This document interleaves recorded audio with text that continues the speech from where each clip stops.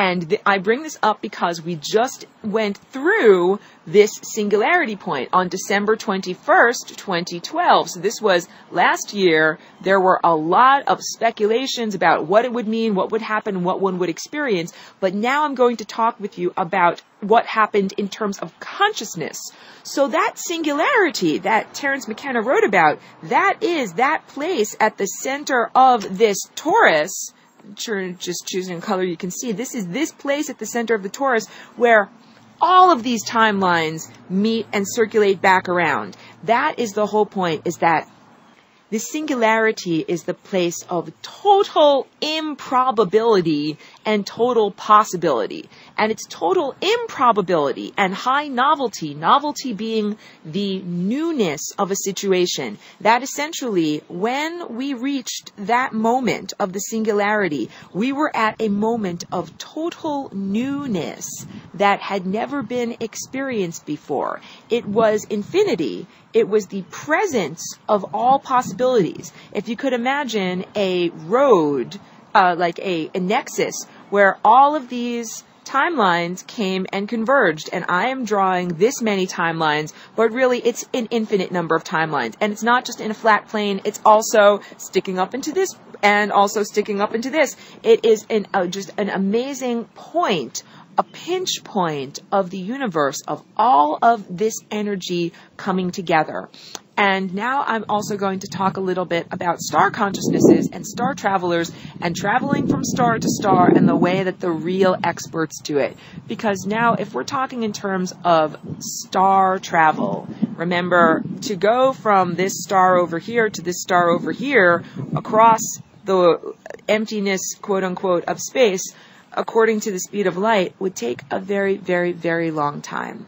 And we're talking now, when we talk about star travelers, we're talking about consciousness that is incredibly advanced. And these are not travelers who travel in a clank-clank metal spaceship. These are beings who have accreted light to the point of being entirely made of light. And although they are an encapsulated thing of light, and when they go into the sun and into the source, they are light surrounded by light. And I bring this up because, first of all, you can be one of them. We are on the evolutionary journey to become these creatures made of pure light. Second of all, you might be interacting with them already. And that third of all, those are the higher dimensional extraterrestrial or extra dimensional beings who you wish to interact with. That basically, if a being needs an external machine in order to physically fly through space, they're not that advanced. And what you're really looking for is a being that has advanced its consciousness to the point where it goes into the black hole, that is the singularity at the center of the galaxy, and exits the sun, which is a portal, and becomes close to Earth, and then has the capacity to interact with beings that are on Earth. That is the journey, the level of journey that it takes. But we're talking about here is a journey of consciousness, a journey literally of birth, that to go into the singularity is to die. But it is death of the temporal ego. It is death of the form. And the way that I describe this is, if you are a being who's made of pure light, and all of a sudden we submerge you. We put you in like a vessel, and the vessel itself is filled up with nothing but pure light.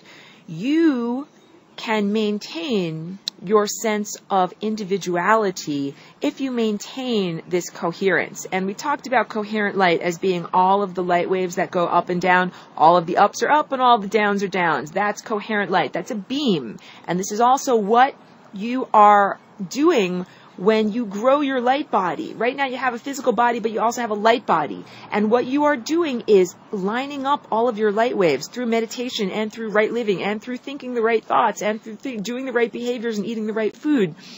You are lining up all of your thoughts so that when the day comes that you drop your physical body, your thoughts are still coherent. Your light is still coherent, because this is the journey of consciousness that you will take over here. You will become a light being submerged in a field of light.